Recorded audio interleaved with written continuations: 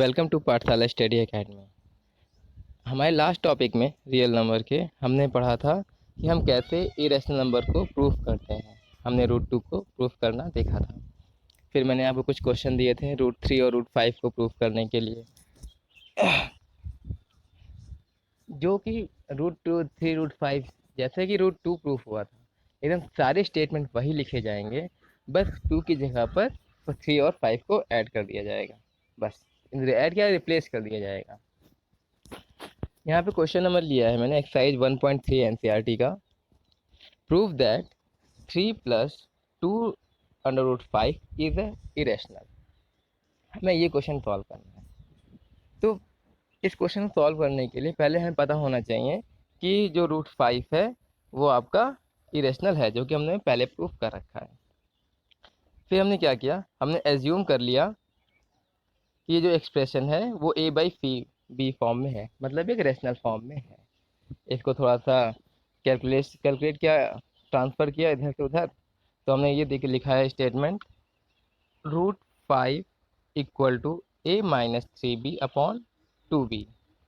अगर हम इस एक्सप्रेशन को देखें, इस एक्सप्रेशन को, तो हमको क्या मिलेगा, ए बी अगर हम कह रहे हैं कि को प्राइम नंबर्स हैं, कि जो कि रैशनल नंबर्स हैं, 3 और 2 इज ऑल्सो को prime numbers and also prime numbers.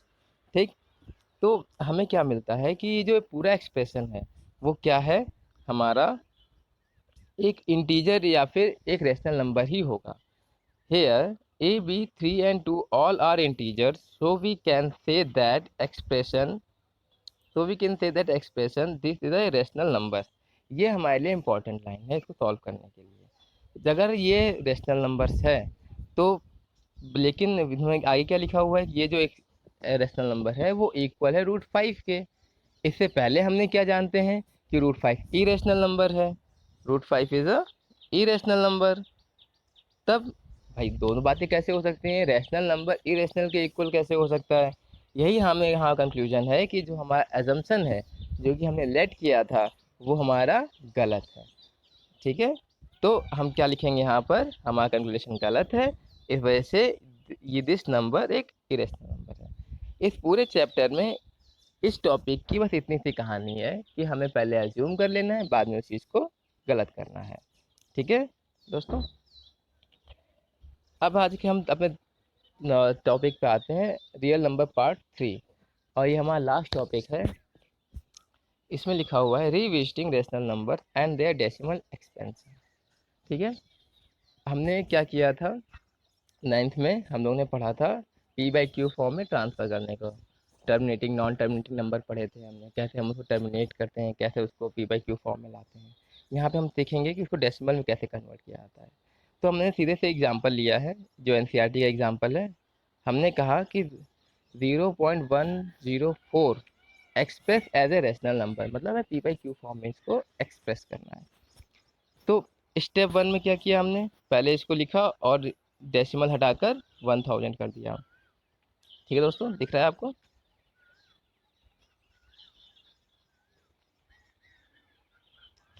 फिर मैंने क्या लिखा कि इसको 10 टू द पावर 3 में लिख दिया। यहाँ पे एक चीज़ इम्पोर्टेंट है, हमने क्या किया कि 10 को 2 इंटू 5 में लिखा। मैं आगे बताऊंगा कि ऐसा क्यों किया जा रहा है, ये एक थ्योरम है आपकी बुक में लिखी हुई है, हम उसी को यूज़ कर रहे हैं। हमने इसको 2 इंटू 5 के फैक्टर्स में किया 10 को, उसके बाद से इसको सॉल्व करना स्टार्ट किया। जब हमने 104 के फैक्टराइज किए तो हमें ये एक्सप्रेशन मिला, 2 टू पावर 3 इंटू 13, और इसे सॉल्व किया। इसको सॉल्व किया तो 2 to power 3 2 to power 3 cut गया, आंसर क्या आया 13 अपॉन 5 टू द पावर 3, जो कि हमने इसको लिखा है 13 अपॉन 125, जो कि को प्राइम नंबर हैं, दैट्स वाई ये पी बाई क्यू फॉर्म को सेटिस्फाई करते हैं। समझ में आया दोस्तों, आगे आते हैं नेक्स्ट क्वेश्चन पे देखते हैं। 0.0875 express as a rational number, इसको हमने सॉल्व किया, सेम प्रोसेस किया। यहाँ पे दोस्तों ये 10 टू द पावर 4 जो है वो कुछ 104 लग रहा है, यहाँ पे ये 10 टू द पावर 4 है, ध्यान रखिएगा।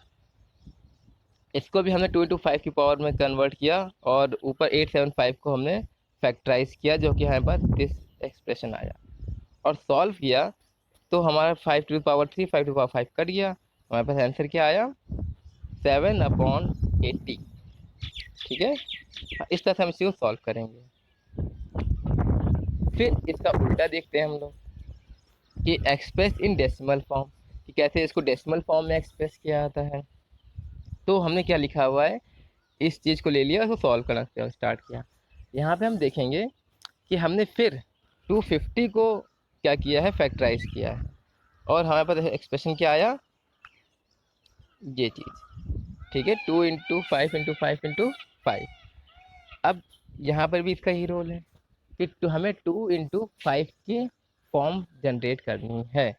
अभी मैं इसके बारे में बताऊंगा आपको 2 × 5 क्या है। ये एक थ्योरम है। जैसे ही हमको इस ऐसा मिला तो हमें क्या करना है, क्यू को इस फॉर्म में कन्वर्ट करना है, इस फॉर्म में 2 × 5 टू द पावर m। हमारे पास है क्या, 2 × 5 टू द पावर 3 है, और 2 की पावर 1 है, 5 की पावर 3 है। तो हमने क्या किया, 2 × 5 की होल पावर 3 करने के लिए 2 टू द पावर 2 और 2 टू द पावर 2 से ऊपर नीचे मल्टीप्लाई कर दिया। मल्टीप्लाई करने पर हमको क्या मिला, 17 × 4/2 × 5 और होल पावर 3। हमारे पास क्या आंसर आया, हमारे पास आया 68/10⁻3, जो कि हमारा ये आंसर हो गया। ठीक है, दिस वन। ठीक है, अब हम लोग आते हैं नेक्स्ट क्वेश्चन पे। हमें इस चीज़ को एक्सप्रेस करना है, तो हमने इसको सॉल्व किया सेम प्रोसेस में, फैक्टराइज किया, सॉल्व किया, कट किया। मतलब यहाँ पर हमने 5 को एक से कट कर दिया, एक पावर से, बस ये मिला, हमने सॉल्व कर लिया, ये आ गया। इसको आप लोग अपने हाथ से करेंगे तो आसानी से हो जाएगा। अब हमारे यहाँ पे कॉन्सेप्ट समझते हैं कि कॉन्सेप्ट क्या है। Concept of repeating and non repeating decimal expression. Friends, NCERT की बुक में क्वेश्चन इस पे बहुत थोड़े कम है, और सीधे से क्वेश्चन पूछा गया है कि without division, without traditional method, old method, हमें ये बताना है कि कोई एक पर्टिकुलर नंबर रिपीटिंग है, टर्मिनेटिंग है, या नॉन टर्मिनेटिंग है। आपने टर्मिनेटिंग और नॉन टर्मिनेटिंग लिखा हुआ है, मैंने यहाँ पे रिपीटिंग और नॉन रिपीटिंग कर दिया है, कोई ज़्यादा फर्क नहीं पड़ता।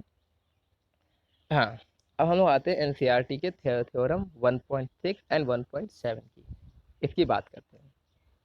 1.6 और 1.7 में लिखा हुआ है, अगर किसी रेशनल नंबर p/q, ठीक है, इसमें जो डिनोमिनेटर है q, इसको हम 2n इंटू 2m फॉर्म में कन्वर्ट कर सकते हैं। अगर हम लोग डिनोमिनेटर q को इस फॉर्म में कन्वर्ट कर पाए, जहाँ पे n और m कोई भी नॉन निगेटिव इंटीजर्स हो सकते हैं। समझे दोस्तों, नॉन निगेटिव मतलब निगेटिव इंटीजर नहीं होना चाहिए और फ्रैक्शन वैल्यू नहीं होनी चाहिए। अगर हम इस फॉर्म में तो कन्वर्ट कर सकते हैं, तो जो नंबर होता है वो टर्मिनेटिंग होता है। यहाँ पे ये चीज़ इंपॉर्टेंट है, टर्मिनेटिंग या नॉन रिपीटिंग, मतलब नंबर रिपीट नहीं करते हैं, वो कहीं ना कहीं जाके टर्मिनेट हो जाते हैं, कुछ फिक्स वैल्यू देते हैं अगर इस फॉर्म में है तो। अगर ऐसे इस फॉर्म में नहीं है, मतलब 2 to the power n into 2 to the 5 to the power m, यहाँ पर कोई भी ऐसा n और m नहीं है जो इसको सेटिस्फाई करे। कहने का सेंस ये है, अगर हम लोग 1/8 लिख दें, ठीक है, सॉरी कुछ ज़्यादा गंदा हो गया, 1/8 लिख दें, तो इसका जो एक्सप्रेशन होगा 1/2 टू द पावर 3 हो जाएगा। यहाँ पे आप ये कह सकते हैं कि सर यहाँ पे तो m5 है ही नहीं, ठीक है, लेकिन ध्यान रखना हम पावर की बात कर रहे हैं। अगर हम इसको ऐसे लिख दें 5 टू द पावर 0, तो कोई गलत बात है? बिल्कुल गलत नहीं है, क्योंकि नीचे जीरो थोड़ी ना बन जाएगा। किसी भी नंबर की पावर अगर 0 होती तो वहाँ 1 होता है। 1 तो हम कहीं भी कंसीडर कर सकते हैं, डिनोमिनेटर में, न्यूमरेटर में। और जब हम कंसीडर कर सकते हैं तो यहाँ पे इसको इस तरह लिख सकते हैं। तो इसका मतलब क्या हुआ, यहाँ पर m जो है वो 0 है, n की वैल्यू 3 है। तो हम कुछ भी करें, हम इस तरह इस फॉर्म को बना सकें। तो अगर हम इसको ऐसा नहीं बना सकते, सिर्फ और सिर्फ 2 to the power n to the power में नहीं बना सकते, कुछ और भी चीज़ें आ रही हैं, तब ये नॉन टर्मिनेटिंग हो जाता है। अभी हम इसको एग्जांपल देखेंगे तो समझ में आएगा। हमने पूरी पूरी एनसीईआरटी का एग्जांपल ले लिया है। ठीक है दोस्तों, यहाँ तक बात समझ, इसको मतलब समझने के लिए थोड़ा क्वेश्चन पे आते हैं। क्वेश्चन आपका एनसीईआरटी का क्वेश्चन नंबर 1 दिया हुआ है, एक्सरसाइज 1.4 का, कि हमें विदाउट सॉल्विंग हमें बताना है कि कोई पर्टिकुलर जो नंबर रैशनल नंबर है वो टर्मिनेटिंग है या नहीं है। ठीक है, मैंने यहाँ पे इसे सॉल्व भी कर दिया है, लेकिन हम उसको देख के बता सकते हैं कि टर्मिनेटिंग है या नहीं है। पहला क्वेश्चन है इस फॉर्म में। ठीक है, हमें सिर्फ क्यू से मतलब है, डिनोमिनेटर से मतलब है, बाकी हमें ऊपर से मतलब है, आगे बताता हूँ मैं कैसे मतलब है। इसको मैं सॉल्व किया तो 5 टू द पावर 5 आया। तो इसका मतलब ये नहीं है कि यहाँ पर 2 टू द पावर है ही नहीं। ठीक है, हम यहाँ पर इसको ऐसे भी लिख सकते हैं 2 टू द पावर 0। ठीक है, हम यहाँ पे इसको लिख सकते हैं, लेकिन हमने यहाँ पर लिखा नहीं है। हमने क्या किया, इसको ऐसा बनाने के लिए इसको यहाँ से ऊपर से मल्टीप्लाई कर लिया, हमारे पास ये फॉर्म बन गई और टर्मिनेट हो गया। ये हमारे पास टर्मिनेटिंग का आंसर आ गया। अगर हम नहीं लिखते हैं तब भी हमको पता होना चाहिए। यहाँ पे 17/8 है, इसको भी हमने सॉल्व किया, पावर से मल्टीप्लाई कर दी, हमारे पास आंसर आया, ये टर्मिनेट हो गया। दिख रहा है दोस्तों कितना आसान है। ये मैं आपको करवा नहीं रहा हूँ, किसी बता नहीं रहा हूँ कि इसको ऐसे ऐसे करिए, मैं क्योंकि डिक्टेशन नहीं कर रहा, आपको खुद से पेन उठा के करना पड़ेगा, इस चीज़ों को देखिए और खुद से करिए। अगर मैं आपको डिक्टेट करने लगा तो पता चला हाँ कहानी चल रही है, मूवी तरह फॉर्म में हो रहा है। जब तक आपका पेन नहीं चलेगा तब तक कुछ नहीं होना। अब देखिए यहाँ पर क्वेश्चन नंबर 3, 64/455। इस चीज़ को जब मैंने सॉल्व किया, इसको तो जब मैंने फैक्टराइज किया तो हमारे पास ये मिला, जहाँ पे 7 और 13 ये दो प्राइम नंबर्स हैं। अब यहाँ पर हम 5 है, यहाँ पर हम 2 की पावर 0 भी कर सकते हैं, लेकिन ये कंप्लीट 2 × 5 की पावर में नहीं है। तो इसका मतलब क्या हुआ, और ऊपर देखिए 2 टू द पावर 6 है, मतलब कोई भी ऐसा नंबर नहीं है जो न्यूमरेटर में जो 7 और 13 का मल्टीपल हो या फिर फैक्टर्स टाइप में हो, ताकि 7 और 13 कट जाए, ऐसा तो कुछ है नहीं। अगर ऊपर भी आपका हम सपोज करें कि 7 की पावर 2, 13 की पावर 3 या फिर 13 ऊपर होता, तो हम इसको इसे कट कर देते तो डिनोमिनेटर से 7 और 13 हट जाता। उस केस में ये रिपीटिंग हो जाता, सॉरी टर्मिनेटिंग हो जाता। लेकिन यहाँ पर ऐसा कुछ नहीं हो रहा, न्यूमरेटर में 7 और 13 का कोई भी मल्टीपल नहीं होने की वजह से जो हमारा डिनोमिनेटर है वो एक ऐसी फॉर्म बना रहा है जो इस नंबर को नॉन टर्मिनेटिंग कर रहा है। इसको अगर डिवाइड करेंगे तो कैलकुलेटर पे तो आंसर आएगा, लेकिन अगर आप कॉपी से करेंगे तो आंसर नहीं आएगा, क्योंकि कैलकुलेटर में फिक्स होता है कि जब आप सॉल्व करते हैं तो वो एक पर्टिकुलर वैल्यूज़ के बाद 10 या वो डिपेंड करता है कैलकुलेटर कितना एफिशिएंसी का है, 10 डिजिट 12 डिजिट के बाद वो क्या करता है, उसको टर्मिनेट करके आंसर शो कर देता है, या फिर जहाँ से रिपीट करना स्टार्ट होता है उसी को वो आंसर कर देता है। समझे दोस्तों, इसीलिए इसे कॉपी से करेंगे आप, कॉपी पेन से, तो ये थोड़ा सा मुश्किल है ये हो। ठीक है, फिर हम लोग नेक्स्ट क्वेश्चन पे आते हैं। ये इस फॉर्म में लिखा हुआ है, देखिए क्वेश्चन नंबर 4 में यहाँ पर ऊपर 3 × 43 बन गया, दो की दोनों प्राइम नंबर्स हैं, और नीचे पावर 2 की पावर 2 बनी, 5 और 7 बनी, 7 की पावर 5 बन गई। यहाँ पे जो 7 वर्ड आया, 7 नंबर, ये खतरनाक है हमारे लिए। अगर यहाँ पर 7 नहीं होता तो ये टर्मिनेटिंग हो जाता, लेकिन 7 होने की वजह से क्या हो गया, नॉन टर्मिनेटिंग हो गया। अब हम लोग क्वेश्चन नंबर आते हैं 8 पे, 6 टू द पावर 15। ये इंपॉर्टेंट है, इसको या देखिए, हमने डिनोमिनेटर को फैक्टराइज किया 3 × 5, भाई साइड सी बात है, 5 तो मिल गया, लेकिन 3 तो प्राइम नंबर है, हमारे लिए दिक्कत करेगा। लेकिन जो न्यूमरेटर है वो 3 का मल्टीपल है, ये इंपॉर्टेंट है।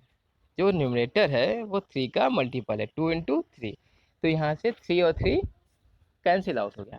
हम लोग कैंसिल करते नहीं हैं, लेकिन अगर रफली स्टडी की जाए तो कैंसिल आउट कर देंगे। जैसे कि अगर किसी बीएससी स्टूडेंट को, एमएससी स्टूडेंट को हम बोर्ड पे पढ़ाएं और हम ये वर्ड यूज़ करें कि हम इसे कैंसिल आउट कर रहे हैं, तो कहेगा गजी अजब बेवकूफ़ बना रहे हो, नंबर कैंसिल आउट होते हैं।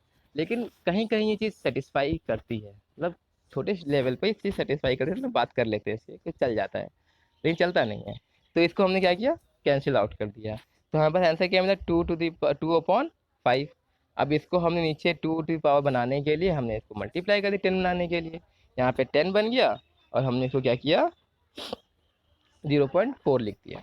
तो ये हमारा क्या हो गया, टर्मिनेटिंग नंबर हो गया। आप देख सकते हैं नीचे 3 है डिनोमिनेटर में, जो कि प्राइम नंबर है, 5 और 2 के अलावा, फिर भी नंबर क्या हुआ, टर्मिनेट हो गया।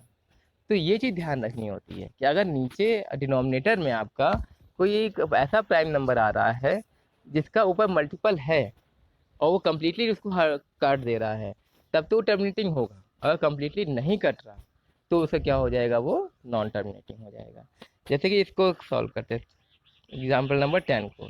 इसमें देखिए 7 × 11 आया डिनोमिनेटर में, नीचे सॉल्व किया सॉल्व हो गया। तो लेकिन नीचे क्या आ गया, 3 और 11 बच गया। ना ऊपर 3 का मल्टीपल है, ना ही 3 को हटाने का कोई जरिया है। तो इस वजह से क्या हो जाएगा, ये नॉन टर्मिनेटिंग नंबर हो जाएगा। दोस्तों, जहाँ से आपका टॉपिक कंप्लीट होता है रियल नंबर, इसकी प्रैक्टिस शीट हम आपको अपने टेलीग्राम चैनल पे प्रोवाइड कर देंगे। आई होप आपको ये वीडियो अच्छा लगा होगा रियल नंबर का, जिसको 3 पार्ट में मैंने कवर किया है। अब थोड़ा सा इम्पोर्टेंट टॉपिक भी है, क्योंकि ये क्वेश्चन में पेपर में 4 नंबर में पूछा ही जाना होता है।